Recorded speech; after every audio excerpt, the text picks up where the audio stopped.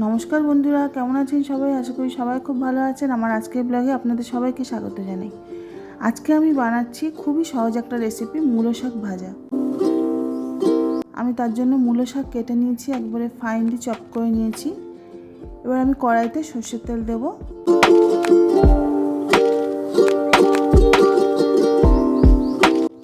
তেল গরম হয়ে গেছে, এবার আমি শুকনো লঙ্কা ফোড়ন দেবো এবং মোটামুটি গোটা একটা রসুনের কোয়া ফোড়ন দেবো।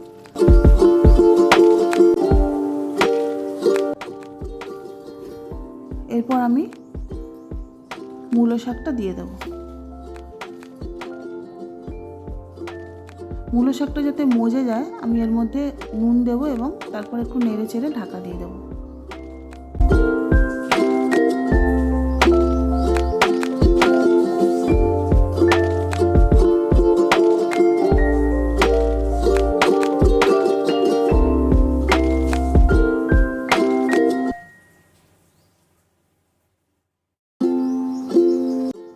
দেখুন বন্ধুরা, নুন দিয়ে ঢাকা দেওয়ার জন্য শাক থেকে কতটা জল বেরিয়েছে। এভাবে ঢাকা দিয়ে দিয়ে আমি রান্না করব।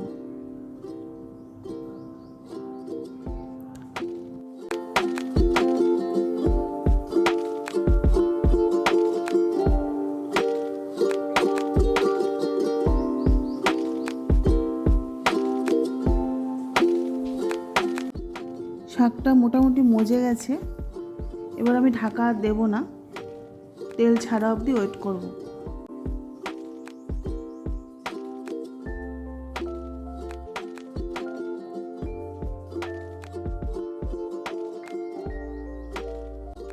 বন্ধুরা, তেল ছেড়ে গেছে।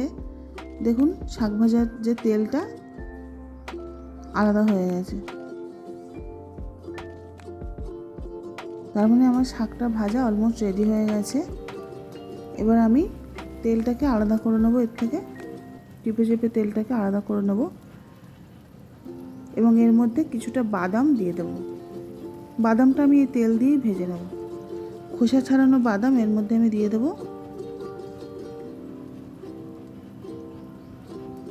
এবং হাফ চামচ মতো পোস্ত দিয়ে দেবো। গোটা পোস্ত হাফ চামচ মতো দেবো।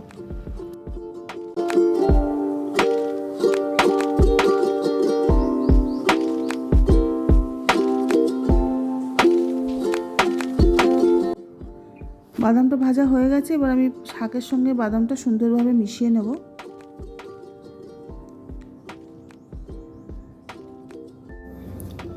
মূলো শাক ভাজা অলমোস্ট কমপ্লিট। এবার আমি গরম গরম ভাতের সঙ্গে এটা সার্ভ করব। আমরা যখন ছোট ছিলাম, কোনো অনুষ্ঠান বাড়িতে যেতাম, এরকম পোস্ত আর বাদাম দিয়ে শাক ভাজা ছিল বাঁধা ধরা মেনু। এটা হবেই। আর মাটির গ্লাসে জল। তো পুরোনো দিনের কথা মনে পড়ে গেল। যাই হোক, আপনারা এই রেসিপিটা ট্রাই করবেন বাড়িতে।